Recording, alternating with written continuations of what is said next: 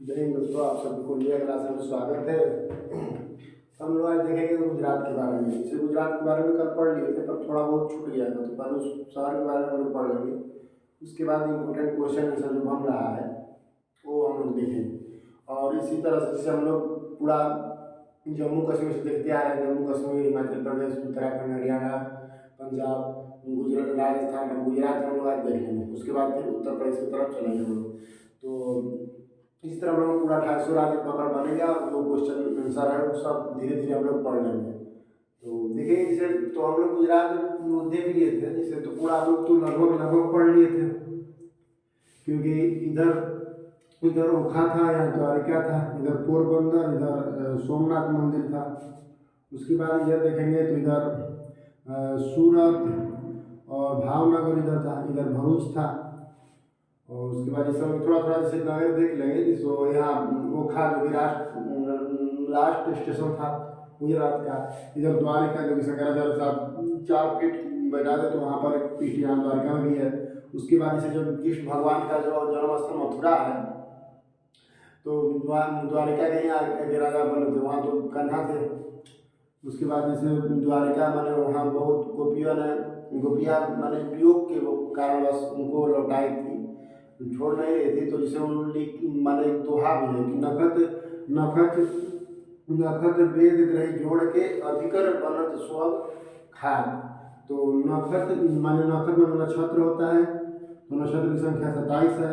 नखत ग्रह माने 9 और वेद मतलब 4। ये दोनों इस चारों को जोड़ देंगे हम लोग तो 40 हो जाएगा। और अधिकर बनत स्व खाद माने अधिकर मतलब इसको 40 को आधा कर देंगे तो 20 हो जाएगा। 20 मतलब 20 हम लोग खाएंगे, ऐसा गोपियों की प्रेम थी, माने अटूट प्रेम था कृष्ण से और गोपियों से। तो इतना प्रेम था जब द्वारिका वो जा रहे थे। तो द्वारिका जाए इससे पहले वो जब वहाँ जा रहे थे, तो जब कृष्ण कंस को मारना था, कंस का जब मेला के लिए आगमन का बुलाया था, तो वहाँ जाने के लिए, क्योंकि वहाँ भी यहाँ द्वारिका तो लगभग सभी लोग गए थे, पर वहाँ जब यहाँ गए माने कृष्ण भगवान जब मथुरा जा रहे हो, कंस को मारने जब जा रहे थे, तब जाके ये दुहा था। तो हम लोग वही देख लिए थे। फिर यहाँ पोरबंदर जो कि महात्मा गांधी का जन्म स्थान था, यहाँ राजकोट था जो कि इनके पिता दीवान भी काम करते थे। यहाँ सोमनाथ मंदिर था जो कि 1025 ईस्वी में महमूद गजनवी यहाँ आक्रमण किया था। इसके बाद यहाँ भावनगर है, भावनगर जो कि नमक अनुसंधान केंद्र भी है। उसके बाद पोतभंजन भी है जो कि यहाँ जहाज़ों का समुद्री जहाज जो है उसको तोड़ कर अपना उसमें से जो सेकेंड हैंड का सामान हमारे यहाँ बिकता है। उसके बाद इधर देखिए सूरत था, क्योंकि सूरत कपड़ों का व्यापार, फिर अंग्रेजों का पहले व्यापारिक कोठी सूरत में था, फ्रांसीसियों के पहले व्यापारिक कोठी सूरत में खुला था।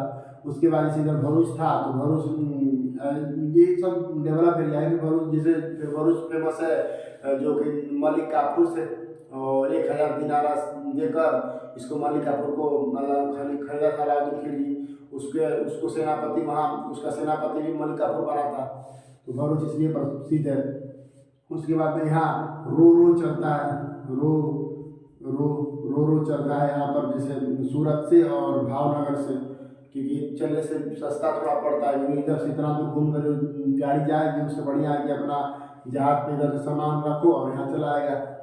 ये जो और उसके बाद यहाँ हीरे की कटिंग विश्व में सबसे बड़ा प्रसिद्ध है, ये हम लोग देख लिए थे।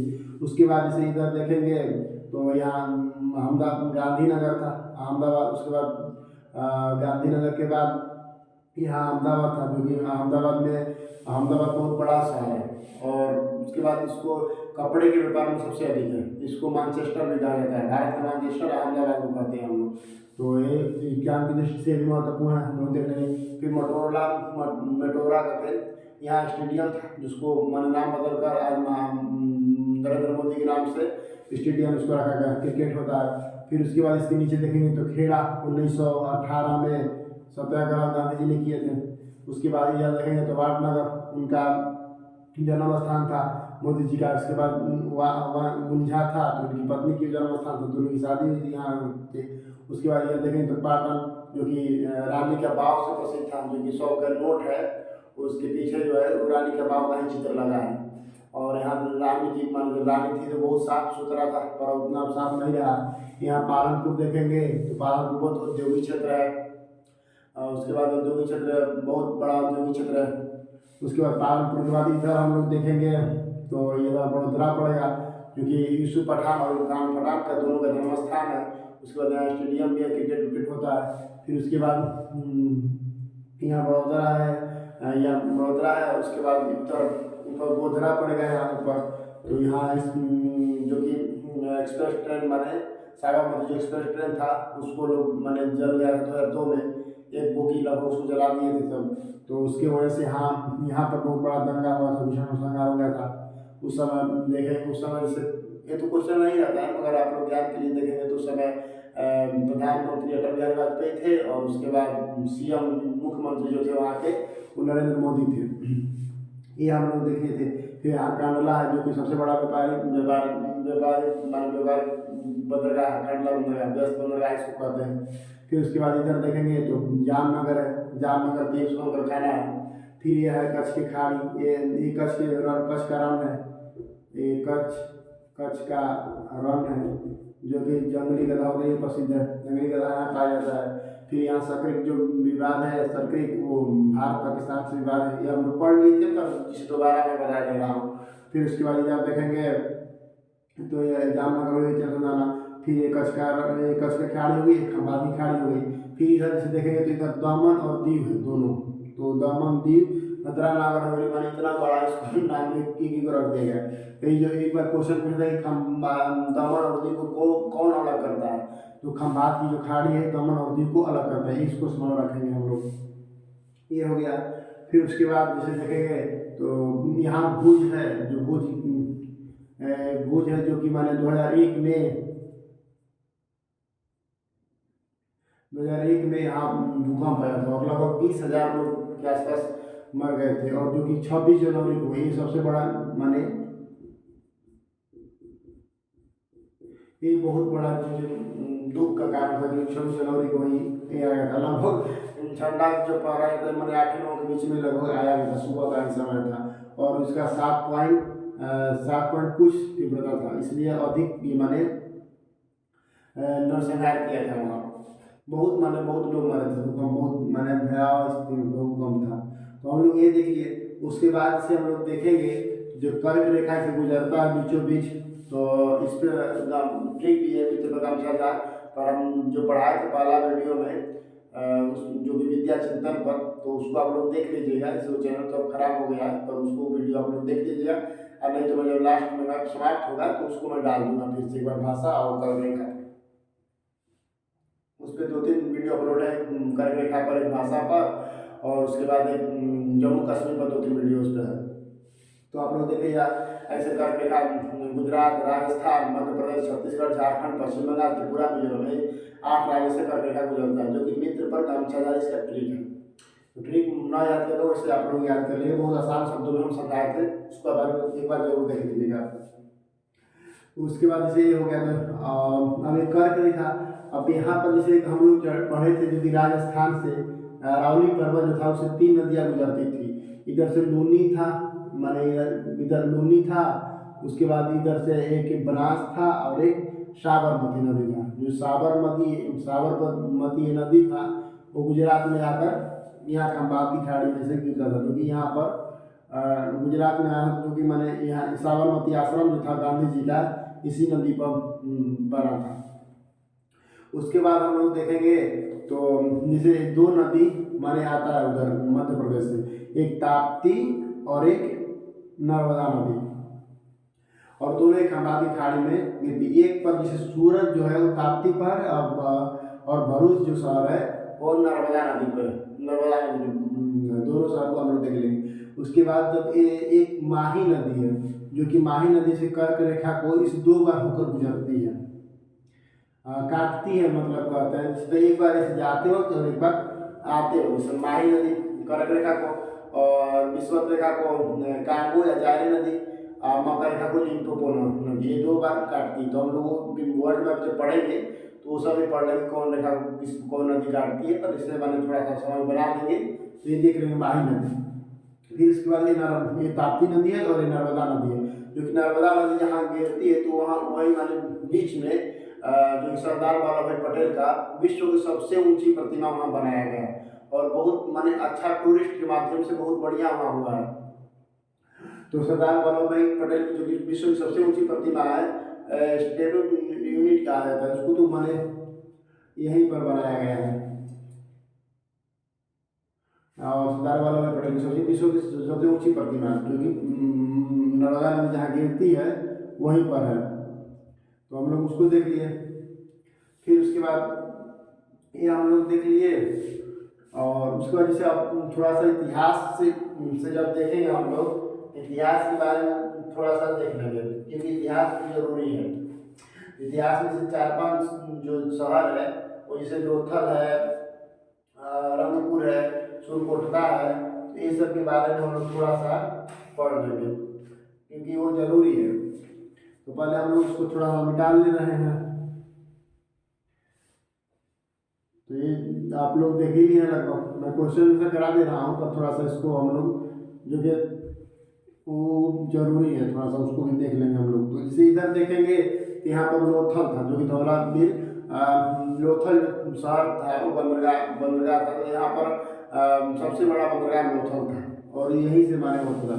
तो इधर देखेंगे तो रंगपुर था, रंगपुर से धान की भूसी मिली है।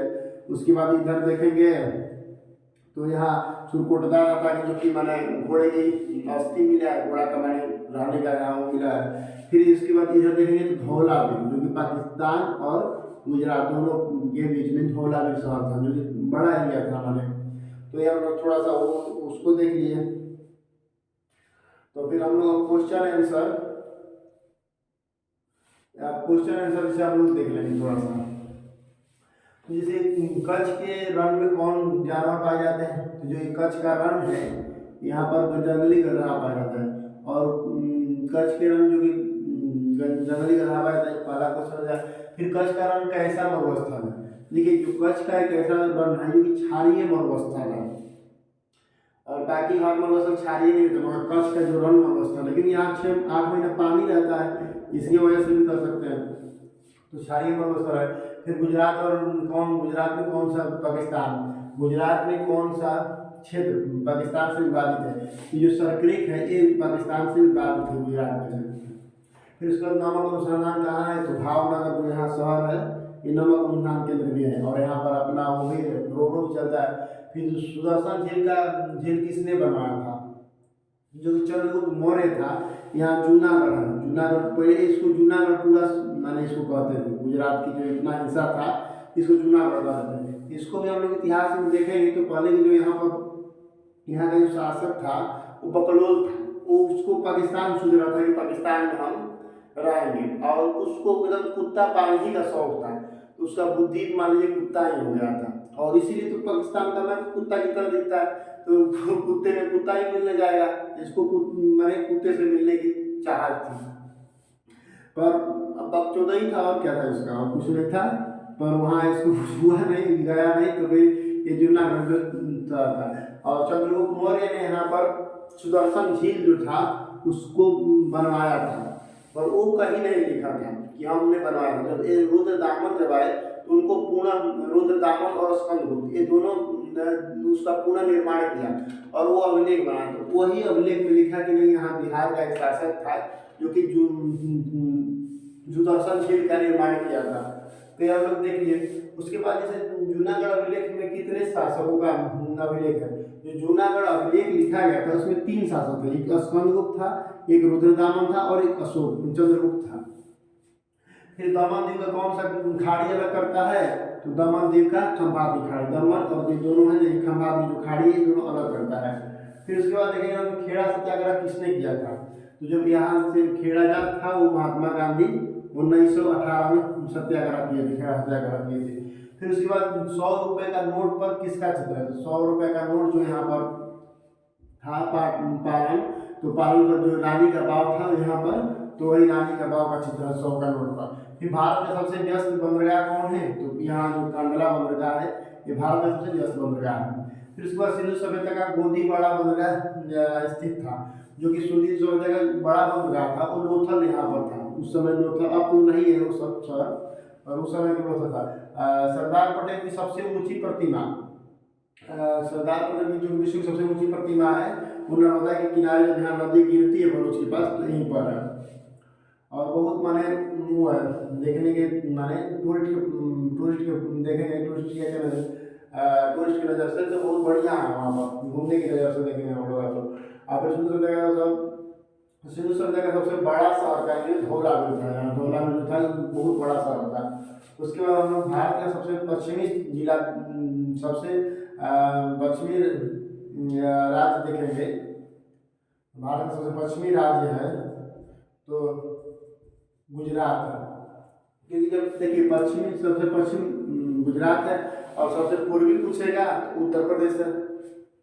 उत्तर प्रदेश का नहीं दोस्तों, सॉरी सबसे पश्चिम पूछेगा तो अरुणाचल प्रदेश है। सबसे पूर्वी अरुणाचल प्रदेश है और सबसे पश्चिमी उत्तर प्रदेश गुजरात है। इसलिए सबसे पहले सूर्य अरुणाचल प्रदेश में उग जाते हैं, और उसके बाद सबसे लास्ट में ये डूबते हैं, सबसे लास्ट में इधर डूबते हैं सूरत में, गुजरात में। फिर गुजरात की नदी देखेंगे तो गुजरात में नदी 3-4 ठो है। जैसे इधर देखेंगे तो लूनी भी थोड़ा सा आता है, फिर इधर माही नदी हो गया, नर्मदा हो गई, ताप्ती नदी हो गई। फिर उसके बाद देखेंगे हम लोग तो जूनागढ़ अभिलेख किस भाषा में, पहला ऐसा अभिलेख था जो कि संस्कृत भाषा में था। जूनागढ़ जो अभिलेख था यहाँ पर जो लिखा गया था वो पहला अभिलेख था जो कि संस्कृत भाषा में था। तो हम लोग लगभग क्वेश्चन पूरा देख लिया। उसके बाद हम लोग ये नदी भी थोड़ा देखेंगे, और यहाँ गिर पर्वत है, और उसके बाद गिर राष्ट्रीय गिर उद्यान भी है जो कि बब्बर शेर के लिए जाना जाता है।